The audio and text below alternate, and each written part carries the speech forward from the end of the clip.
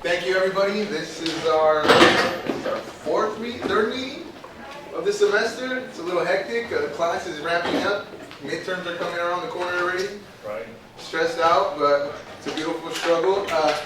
So today we have Mr. Normie. He's a professor, Mr. Chung, from Northridge. He is also an appraiser. So those who are taking Mr. Greg Hardy's class, we just went over this last week, and the process of appraisals and everything that entails.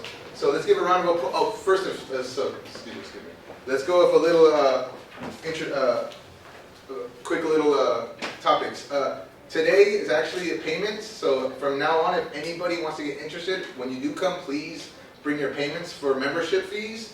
And with those membership fees, you'll get T-shirts, you'll get name tags, you'll also get access to our Discord with all the benefits, business cards as well, and then that's just pretty much a brief excerpt of the benefits the REA will have. So please see Andres. I don't believe he'll be here in a second. So please see him after class and to pay for your membership dues. I have a question. Do we have opportunities for ambassadors opening up now or pretty soon? Or? So for the ambassador positions, are pretty much student bridges to these big corporations, CCIM, IRM, CREW.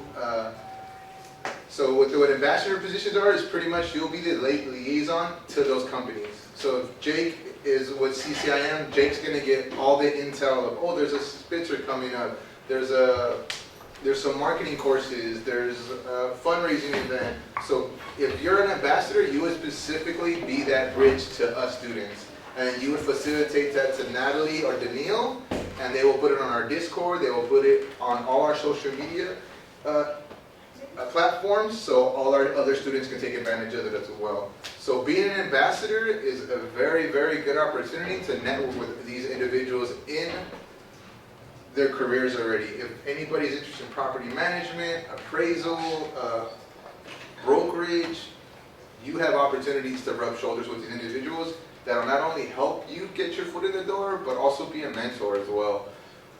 Good question, Alex. Any other questions going forward? Oh, great. How much are the dues? The dues are only $30, and that is a steal. A lot of other student clubs charge more, and they don't provide not even a quarter of the resources we provide. This semester, if this is your first meeting, raise your hand if it's your first meeting. Oh, wow, not a few faces. You guys have any questions so far? Are the payments cash only? Cash only. If you guys didn't bring it today, don't worry about it. Just bring it next time. And then we have a link that we're going to be writing to you can do straight direct payments that way, but as of right now, it's fully cash payments. So for those who are new for this week, welcome to the Real Estate Association. I'm glad you guys heard about us. That means our marketing campaign was successful. What the REA provides, in a brief nutshell, is career opportunities, internship opportunities, scholarships, and mentorships. Obviously, you guys took it upon yourselves to come today because you're interested in real estate in some sense, and then maybe you guys don't even, show of hands, does anybody know what an aspect of real estate they're interested in yet? The new people? Residential homes. Residential? Commercial. Commercial? What aspect of commercial? Industrial, multifamily, retail? You got a leg up. I still don't know what I want to do in it, but thank you for coming, and I hope you'll find it engaging as I inspired to be. Yes, Mr. I just wondering who you were? I'm a little nervous, guys. My name is Gilbert Davila. I am a junior. I'm a finance major with a concentration in real estate, and I am the president of the Real Estate Association. Let's start with Natalie. Natalie, can you introduce yourself and your position, please? Okay, hi guys. I'm a sophomore Cal State 4 student, and I'm the director of communication for REA. I'm Alex. I'm the vice president for the REA, and right over there. Hey guys, I'm Daniel. I'm the treasurer for this semester.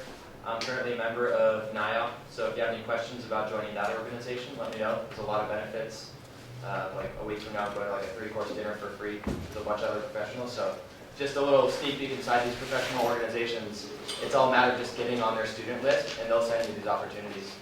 I highly suggest just getting involved with whatever you want to do in an ambassador position. It'll help out tremendously. I did it last year.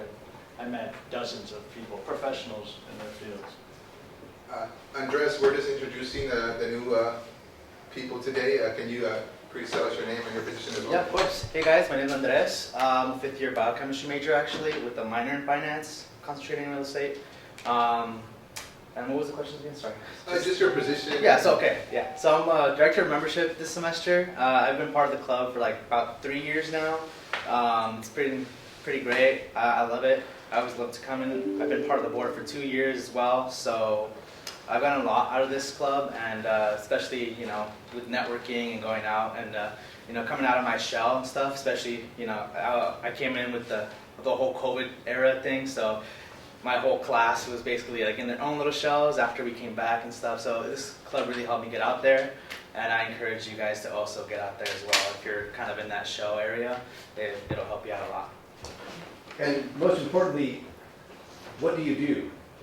What do I do? Oh, I'm director of membership. No, so you collect money. I collect money, yeah. So I'm director of membership. So if you're applying for the membership, come to me, come to Daniel as well. Come to either one of us, and we will collect your membership fees and explain to you what it entails. All right. Thank you. Yeah, Thank you, Mr. Gregg. Thank you. You caught me right there. I was a little putting the cart before the horse. So today we actually have a CCIM representative today. His name is Norman Chung. He's actually a professor at Cal State Northridge. He drove pretty far for us today, so he is actually an appraiser. So let's give a round of applause for Mr. Norman. All right, so my name is Norman. I have 6 designations. I'm going to introduce later. So, quick question. Just quick guess. Like, what's the average age of appraiser? 35. Higher than that. Anyone wants to guess? 61? Higher than that. What? 72. Oh, it's lower than that. So it's 67. So average age is 67. 70% of appraisers are over age of 50, and that was 2022 data. So average age is 67. So I think now it's 2024. I think it's getting older. Yeah, it's getting older. So real estate appraiser, MAI, so Appraisal Institute. Appraisal Institute, that's kind of like gold standard. Being MAI, I'm a designated member of MAI, so MAI stands for Member of Appraisal Institute. So we pay membership fee. It's kind of like a PhD degree in real estate appraisal. Well, sometimes in real estate, because we analyze like mainly commercial. So I do commercial. I used to work for a bank called CDB. So now I work for another national bank, but I'm not going to disclose. If you see my name, probably you won't find me because we have confidentiality agreement with the bank. So I do 10 million above. So all I do is review the appraisal report. So back to Appraisal Institute. We have 93,000 appraisers in the whole country. So, and in California, I think we have 8,000. And only probably like 35% are certified general. So certified general means we could do commercial and residential. And majority of appraisers are residential. So residential, they could only do residential. But certified general, we could do commercial and residential. So estimated number of appraisers is 70,000. So the differences between active license and the number of appraisers is some are licensed in multiple states. Like for me, I licensed in Nevada, California, Hawaii, Alaska, and Arizona. So each state, well, it's similar to real estate broker. So I'm also a real estate broker, California license and Hawaii license. So the thing is, if you want to practice real estate in another state, you need to get a license. And Hawaii is kind of different. If you have a real estate broker license in California, you cannot practice in Hawaii. You have to pass the test. because each state, they have their own regulation. So it's kind of different. And I think, would you like to scroll down, please? Okay, so if you look at the chart, 51% certified residential. So licensed residential, we have two categories, right? Licensed and certified. Certified. So licensed means they can only appraise 1 million above, 1 million below. So below 1 million, it's licensed. So if the appraiser gets certified, that means he or she could appraise for over 1 million, well, any residential, but commercial, only 250,000. So certified general, that's the one I have. So certified general, I could do any real estate. Like any real estate, doesn't matter if it's residential or commercial.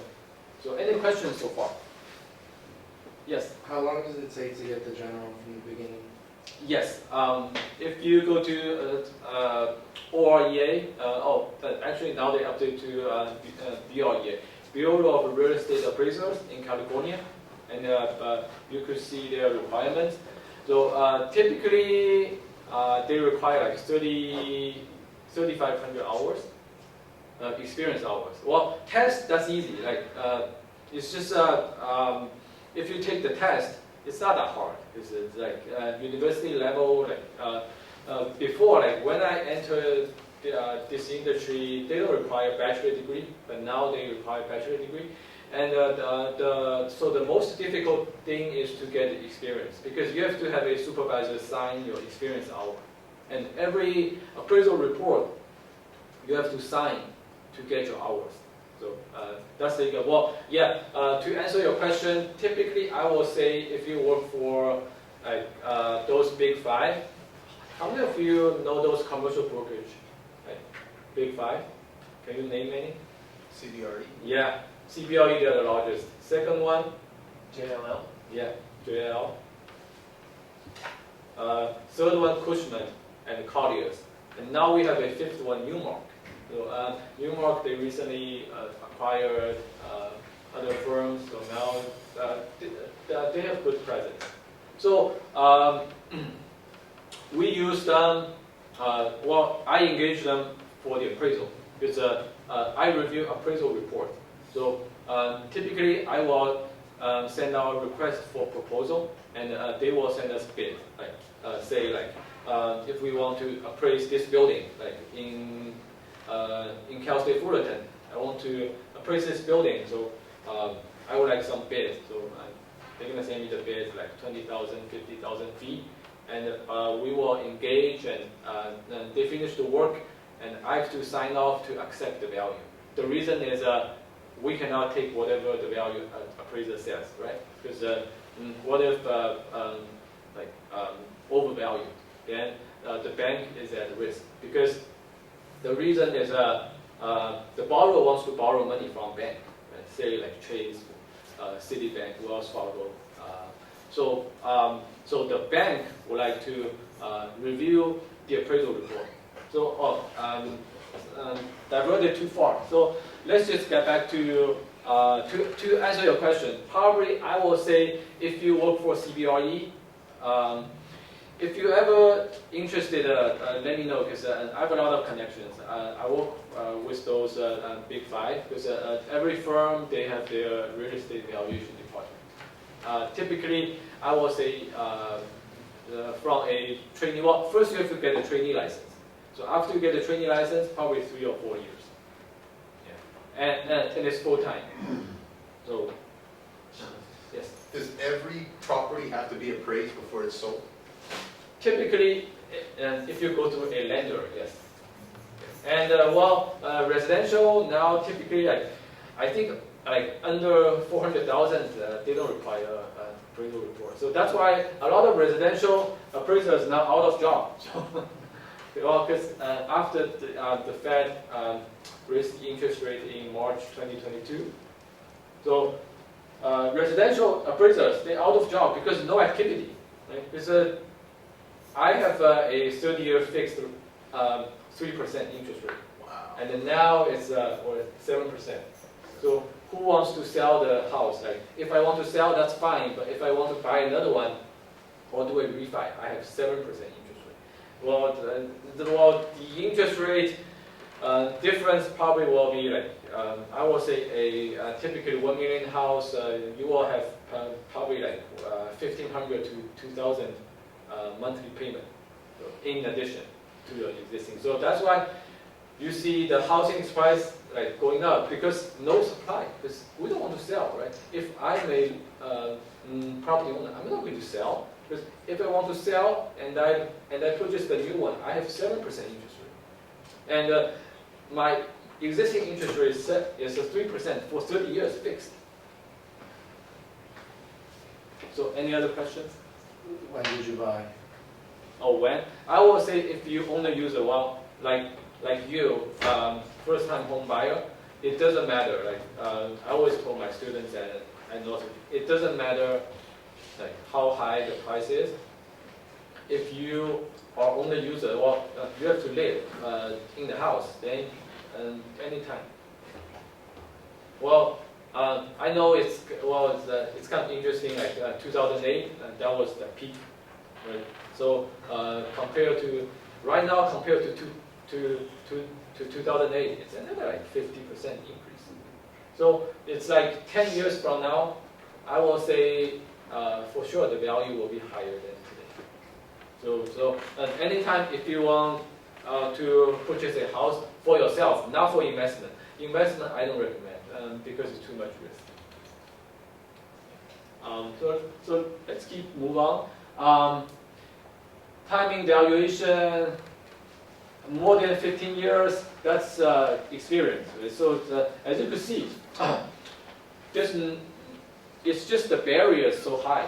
Not many, fewer than 5 years, only 8%. So that means 8% appraisers, they have 5% or 5 year or less experience. The reason is it's just hard to get a license. The reality is. And real estate broker, it's not that hard because now you have, if you have a bachelor degree at Cal State Fullerton, you could get your broker license after the exam. So there's no experience requirement. They used to be, so now that waived. So it's your opportunity to get your real estate broker license. And a lot of appraisers, I will say probably 98 to 99% of real estate appraisers, we have a real estate broker license or salesperson license. So the first step is to get your real estate salesperson or real estate broker license. Yeah, and you're qualified to do that. And pass the exam, boom, you will get your license. Employment type. Well, as you can see, a lot of appraisers are T-shop, so what we call like an independently owned. So typically, they have their own shop and they have their own territory. Like residential appraisers, typically they go within like 20-mile radius because they don't want to go too far. Since appraisal fee, like residential appraiser, I will say now it's like $500, and after AMC cut, probably net like 400. So 400 fee, it's not that much, right? It's not like commercial. Like if we appraise a hotel in Hawaii, then I could add more fees to the engagement level. But residential, typically not, like 500 standard, unless you have a luxury house, like say like some like 10,000 square feet Malibu, then of course your fee will be higher. So that's why typically residential appraisers, they typically do 20-mile radius, and for me, I do 5 states, right? Because I license in that 5 states. Okay, I think pretty much, let's scroll down please. Yeah, well, it's majority are men, as you can see, 67.9% are male and female 26%. Another thing is a customer base, as you can see, CCIM. Well, CCIM stands for, I would say like top 6% of real estate brokers. So I'm also a CCIM member. So I encourage you to be a member of CCIM because it's free. And if you have a student account, email address, then it's free. And you don't need to pay. I think it's $25. They used to be, yeah. Well, Appraisal Institute is free. So well, I think they should waive that $25. Yeah, but you know, sometimes yeah, it is what it is. Would you, Google, would you scroll down a little bit?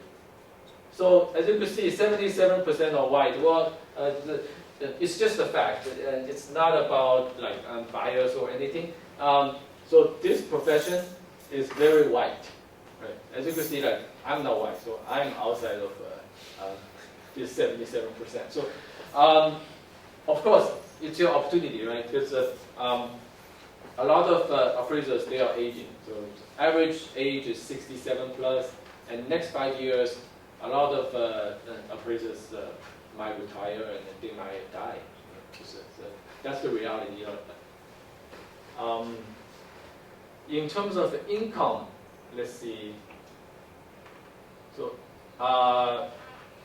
as you could see, probably being an appraiser, well, top 17%, they make 200,000 or more. So, well, being a real estate appraiser, it's just you can have decent income. And if you're a person like outstanding, you could be a real estate broker. Because transaction, if you sell a warehouse like for say like $5 million, you will have like 1% commission. So that's about like 50,000. Well, if you're outstanding, like well, it's being appraisers, it's a stable income because it's not like a commission based. Because if we appraise a property, we got a fixed fee.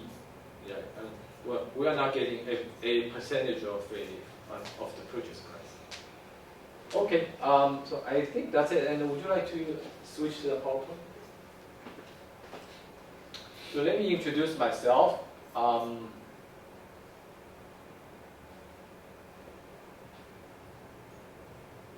Looks like Google has too many emails. Yeah.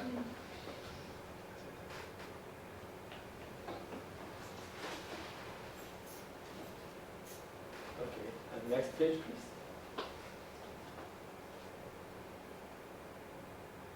Okay, so I have 1, 2, 3, 4, 5, 6. So I have 6 designations. MAI, that's a member of Appraisal Institute.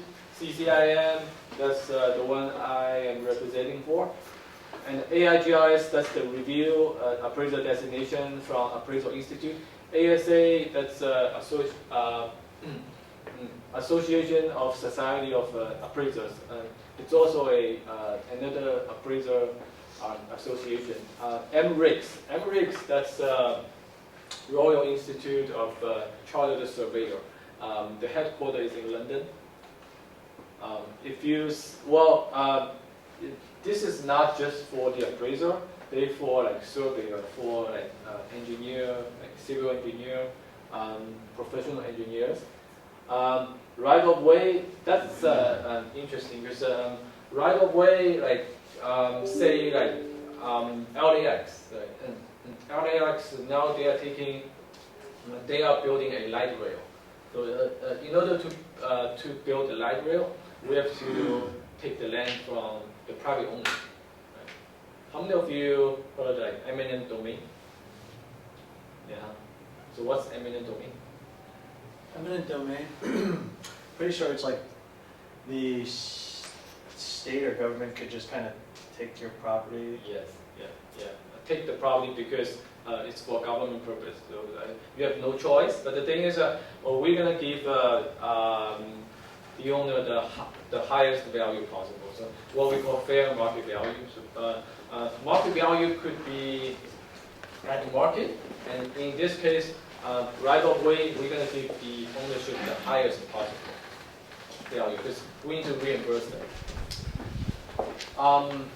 Appraisal Institute, American Society of Appraisers, Law Institute, right of way, the CCIM. That's my membership number. The certified general appraiser, as I mentioned, each state we have to be licensed in that state. So California, Hawaii, Nevada, Utah, Arizona, Alaska. Real estate broker. I just obtained the Hawaii real estate broker license because it's not that easy. Because state of Hawaii, they are kind of different. Because sometimes they call themselves like Aloha state. Their regulation, their real estate practice is very much different from California. That's why I obtained that license. Okay, next page, please. Okay, well, I appraised almost all kinds of properties, like, both commercial and residential. So namely, retail, mixed use, office. Office is kind of interesting, but because general office is terrible market right now. Because downtown LA is the vacancy is like 40%. So a lot of buildings are vacant because the hybrid work. And right after COVID, office will continue to decline. I don't see the bottom yet. So now I think I just signed off a deal like 707 Wilshire. That's about like $123 a foot. That was I think 2008. That was like $400 a foot. So now it's like 123. And the CTPC bank building just sold for probably like $100 a foot. It's just the demand is so low because nobody wants to jump in because an office, a lot of people go hybrid. Well, I was told Amazon they changed the rule that they said 5 days in office. So hopefully we will have more mandatory in office, so we could have an office building value up. But I don't see the value go up anytime soon.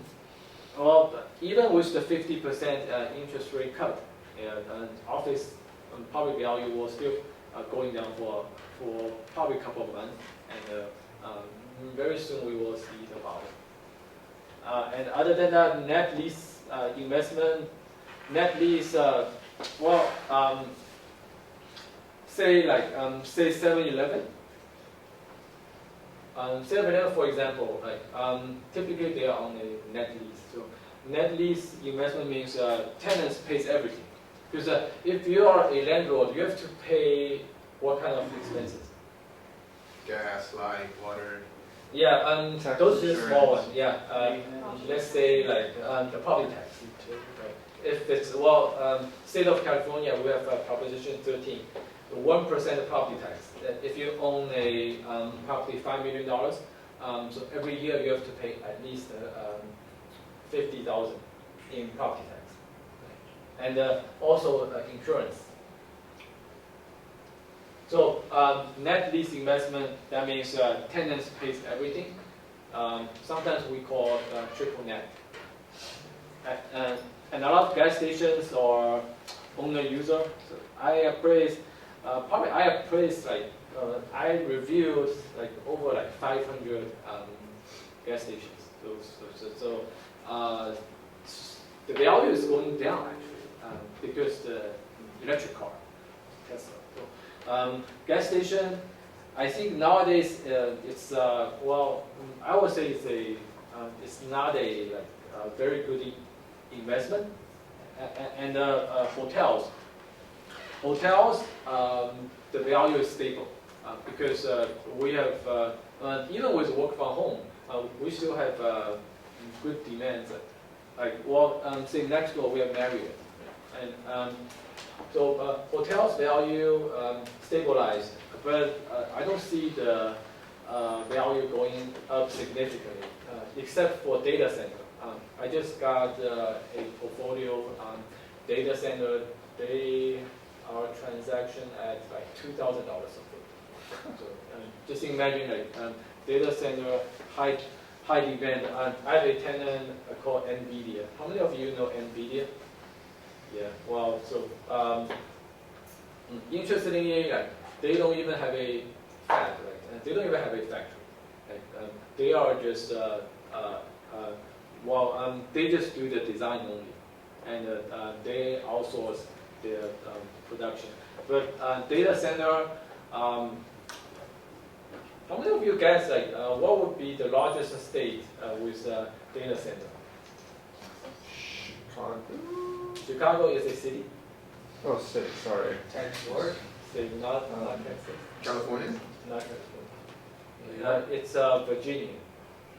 The reason is because Virginia is next to Washington, D.C. So if I remember correctly, like 35% of the data center are in Virginia. And also they have good incentive for reduced tax. So data center, we have many new data center are being built. And in California, we don't have much because I think they would like to build in Texas, Virginia, also in Oregon. Yeah, well, interesting. Yes. So when I think of an appraiser, do you actually go, when I think of appraiser, I think that I'm going to the properties, going under the houses. So on all these properties that you went to, have you done those activities as well? Oh yeah, well as a trainee, we just learn from beginning, right? Well, residential appraisers, they need to go out for each property and they need to measure the size. But commercial, well, we don't measure the size because let's say we appraise a Walmart. Like, we're not gonna use the roller to measure Walmart size. Right? So typically, commercial appraisers, well, unless that's for multifamily, like even with apartment, like I just appraised 700 unit apartment in Ontario.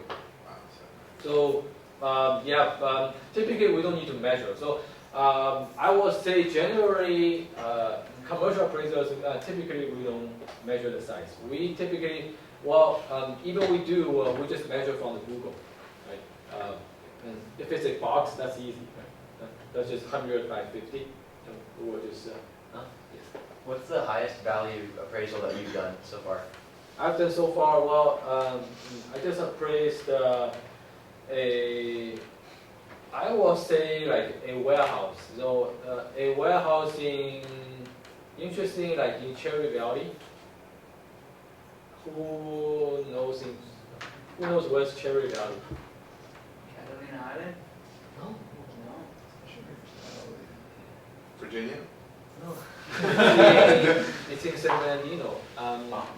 There's a warehouse. So I think last year I signed off that deal. So it's a 2 million square feet warehouse. So 2 million square feet. I guess probably that's probably the largest in the States. Probably. Well, but, now they are especially with Amazon, like they keep on building those super mega factory warehouse. So if you Google Cherry Valley, it's in the middle of I would say like a very remote area. But the thing is, by cost, like easily, like you will have over 100 million. I remember it's over like maybe 700 million. So also like also trophy property like Hudson Yard. Like I signed off a couple of buildings in Hudson Yard. So Hudson Yard, anyone have been to Hudson Yard? It's in New York, Lower Manhattan. So a lot of activities in New York, and also apartments. Like say like I just appraised that 700 unit apartment, but the value is not that much. It's like apartments we typically go by per unit. So apartment unit, like in LA, it's probably between like 300 to 500,000 a unit. And also the units are different. Like apartments, typically we go by units. We don't go by square footage. Yes. What's something you would see in like a commercial setting that would make the value of like the appraisal go down? Yeah, well, it's just every property is unique. Well, if the value go down, it's because 99 store, 99 cents only. So they recently closed down. So with those tenants closed down, of course value will drop. Because it takes time for a shopping center to lease up, right? If you see a vacant Walmart, like neighborhood market or 99-cent store, well, if they vacant, it will be for a while. Right? Typically, what we call lease up, right? It might take maybe like 12 months, maybe like 24 months to lease up that space. Yeah. So to answer your question. Yes, so the commercial property value easily could go down. But on the other hand, the value could easily go up, right? If we have say we have a vacant retail box and we rent it to Walmart for like 15 years. So probably a lot of investors would like to buy, because we have a good income and a credit tenant. So commercial is kind of totally different from residential. Because commercial, we look at the cash flow. Because mainly it's for an investor. But the thing is we have SBA loan. So when I was with CBB Bank, we probably 50% of our loan are SBA, small business loan. So a small business lender, those are only user. Right? Say we operate like say a auto repair. So auto repair, a lot of auto repairers, they are fee simple. So fee simple means it's the owner user. So, the owner, they purchase the property just for their business purpose. Okay, I think I'm not finished yet. Okay, parking garage, well, subdivision. I'm also doing a lot of subdivisions in Northern California, because in LA County, Orange County, we don't see subdivision. So subdivision, that means single family house. Well, interestingly, like now we have new builder. They only build condos. They don't build single family. Anyone wants to guess why? To be more efficient with the space we have? That's probably one reason. Well, to be more efficient, that means to be more profitable. Because they want to make money, right? Because if they build a condo, what are they going to do? They're going to make money, right? They are not going to do for charity. Right? So, any other reason? Probably a better price per square foot, or yeah, land that's value for per square foot? profitability. Yes. Another reason is for regulation. So regulation, they don't allow for single family, because it's just unless in Irvine, and Irvine, Irvine company, they own like 50% of city of Irvine. Yeah. Well, now it's less. Probably I would say like 30%. Because they have a lot of vacant land, and now they are trying to build those single family, but kind of a small, like 3,500 square feet lot. Yeah, but for here, it seems in our neighborhood, if a builder ever built, I don't see single family. Let me know if you see any new single family house newly built, because I haven't seen any yet, especially like LA County. So subdivisions, and I do quite a few subdivisions in Bay Area. Bay Area, well, next to Bay Area, like Sacramento area, they still have a lot of farmland. And also, I do farmland. So I just appraised a 500-acre melon farm. So they grow melon. And also like vineyard, and also apple orchard. So farmland is, I would say, probably like less than 3% appraisers. They know how to appraise farmland. So nominal appraisal is no how to appraise farmland. It's the reason is because the data is farmlands, they are totally different because they don't have improvements and they don't have a building. They just grow on the farm, and the farm then they have a tree, and a tree has a life. Right? So an apple tree typically 50 years. So after 50 years, the apple tree dies, so you're gonna grow again. So farmland, it's kind of a very unique property type, and maybe if I have time, then I will introduce that. Multi-family complex, those are common. Right? Apartments. How many of you live in apartments currently? Yeah, so many of you. So apartments, I will say apartments values are going up. Not as crazy as single family, but apartments, it's just entry level investors. Typically, if they want to invest in commercial properties, typically they invest in apartments because it's easy to manage and it's common, and you could get stable rents every month. Okay, would you go to the next page? So Appraisal Institute. This is not CCIM, so Appraisal Institute is free. So if you like to get some email notification, or if you're ever interested to become a appraiser trainee, just scan that QR code or go to that website because it's free.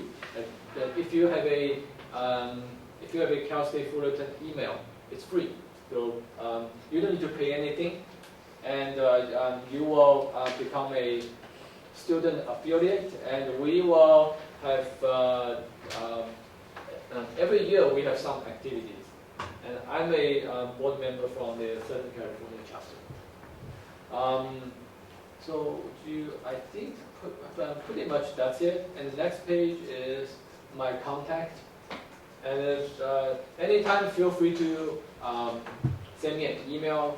Or, so that's CSUF, that's Northridge email. Any questions for Mr. Sherman? Are you teaching currently in Northridge? Yes. Yeah, and I'm an adjunct.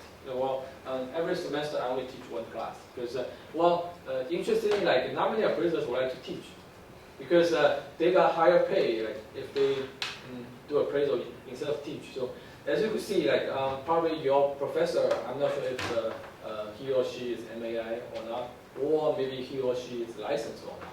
Because a lot of I will say some professor doesn't have a appraisal license to teach. But the thing is, in order for you to practice, you need to have a license. I see another. So you mentioned the appraiser and average age is very high, right? Like 60 something? 67, yeah.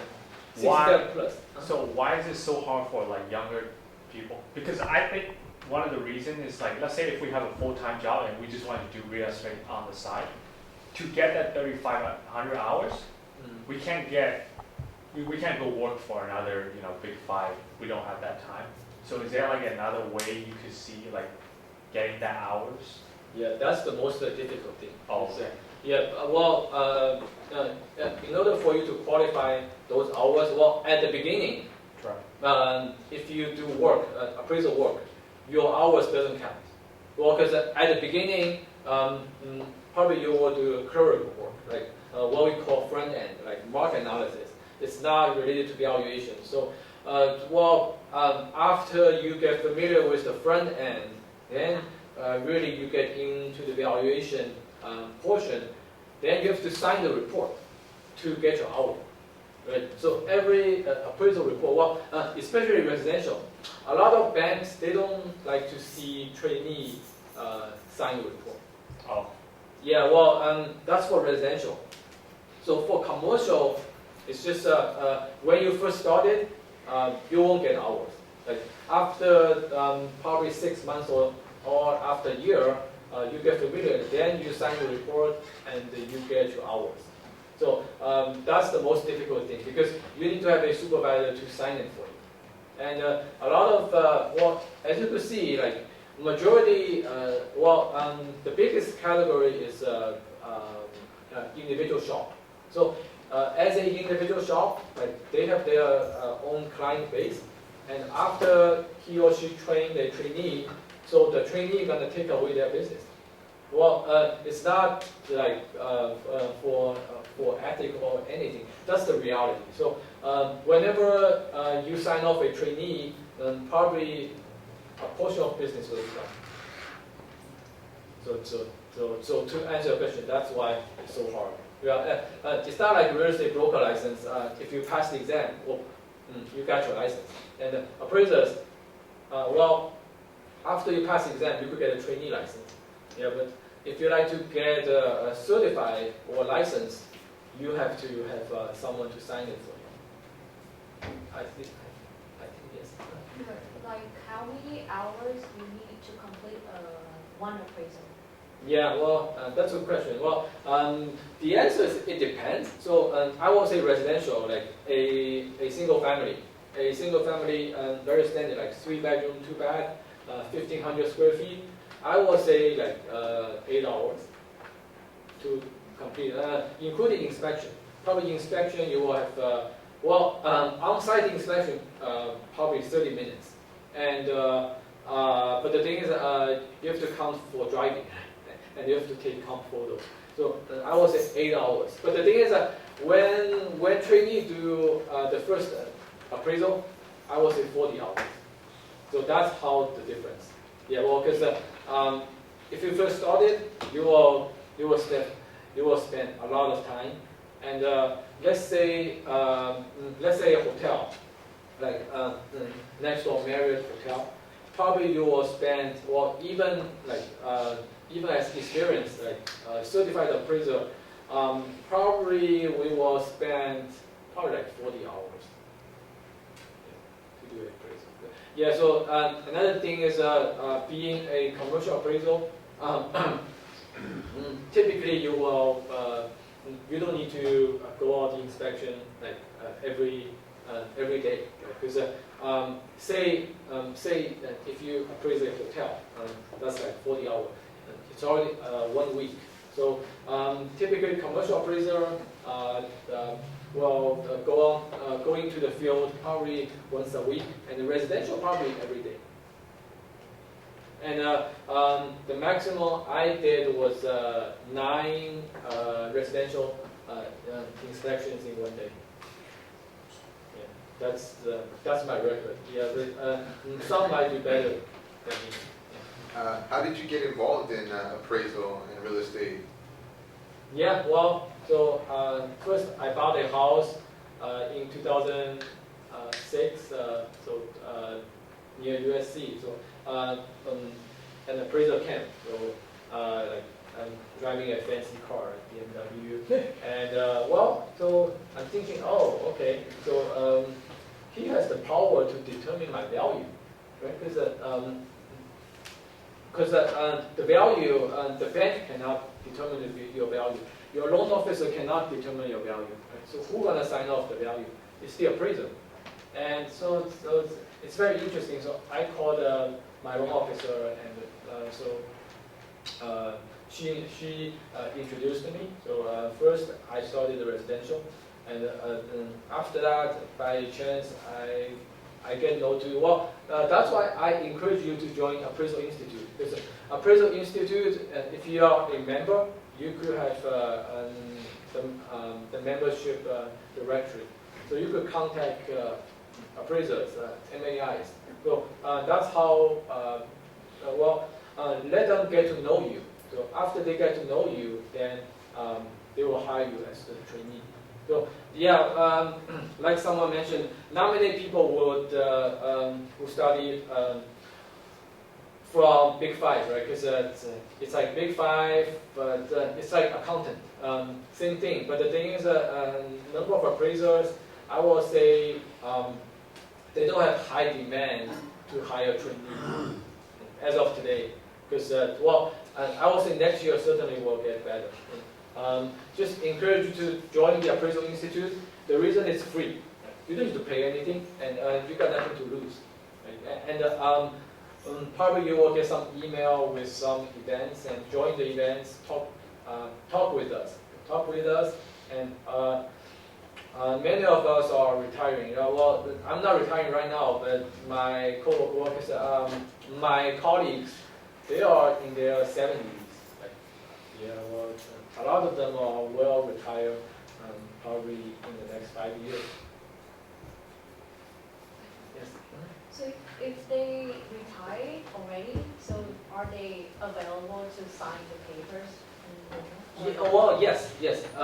If they are licensed, if they keep their license, like if they retire and another thing is number of appraisers went down. Right? So that's why the renewal fee is going up.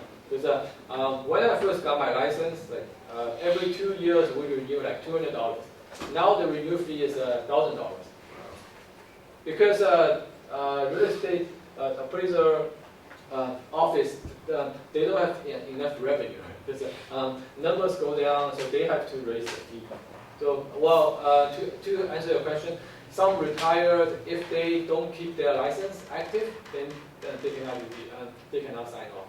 Yeah, but if they have their license active, of course they will sign off for hours. Yes. So going back to the slide that showed all the different kinds of properties that you've appraised so far, I saw a lot of different ones like data centers, orchards, contaminated land. Is there one that is particularly hard to appraise compared to the other ones? Oh yeah, to name the Diamond Center in Alaska, that's the largest shopping center in Alaska. Yeah, that shopping center has probably like 150 tenants, and then they have a movie theater. So appraised movie theater is kind of different because they go on percentage rent. So percentage rent means the landlord is not taking the fixed rental income. Like it depends on how well the tenant performs. So a lot of movie theaters, they don't pay fixed rent. They pay percentage rent. So in order to appraise a movie theater, we have to have a separate rent category. Because we cannot compare apple to lemon. So we have to compare, it's just, as I always write in my review comments, like consistency. You cannot compare a movie theater with a fitness center. That's like totally different. And you cannot appraise the shopping center with a industrial warehouse. So I think I did all kinds of commercial appraisals. I mean real estate. Right? I've signed off probably all kinds of properties. Yeah. I have one last question. Here at Cal State Fullerton, we actually run an Argus, the Argus program. Yeah. I am. How you hearing about all this retail, all this on the retail side mostly? How critical is having that skill, that Argus software, proficient? We even have the opportunity to get our state license after we do the program here at Cal State Fullerton. How valuable do you think that would be in your field, having that appraiser designation? Yeah. So first, Argus is for commercial only. It's not for single family. Because single family, you don't need a 10-year discount cash flow. So Argus, actually, there's another software called Rockport. How many of you heard of Rockport? Yeah, so nobody else. So Chase and Citibank, they are using Rockport right now. Before, like Argus monopoly, like 90% of the market share is by Argus. So now Rockport jumped in, but Rockport is not very user friendly. I would say entry level. So Argus is a very good software. Yeah.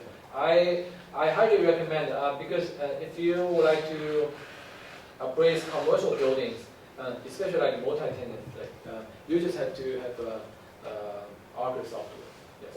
And Argus software, interestingly, like they don't have tutorial. Like interestingly, I know those data. Well, I know like how to play with Argus. But the thing is, if you first started, like even you go to Argus 2-day training, I don't think you're learning enough because the problem is they don't teach. And if you search YouTube, you just have to get experience. Well, similar as appraiser, same thing. Like you're not gonna learn appraisal from YouTube or from textbook, because you're gonna learn how to be an appraiser just to practice. So Argus, to answer your question, yes, it is I recommend to get, well, but they don't offer certificate anymore. We actually, here at Cal State Fullerton, we actually do I think it's an 8-week or 10-week course with one of our instructors. She's right named Pam. She's also our, she's not our board member, but I heard. She does it right here. She's had 20 years plus of experience, and then we do that course. We get a certification here through Cal State Fullerton, and then plus we get that opportunity to take our state license as well after that initial period as well. Yeah. Well, I recommend that, but if you are if you like to pursue CCIM, probably Argus, I would say it's not very relative. But the thing is, if you like to get into to appraisal field, especially commercial, I highly recommend Argus. Thank you, Mr. Chen. We'll start wrapping it up. We have pizza at the end. Does anybody have any questions about for the REA, any upcoming event? Not about REA, but can you show the QR code that you? Oh, the appraisal institute. Yeah, well. My battery's running out, so I took it off.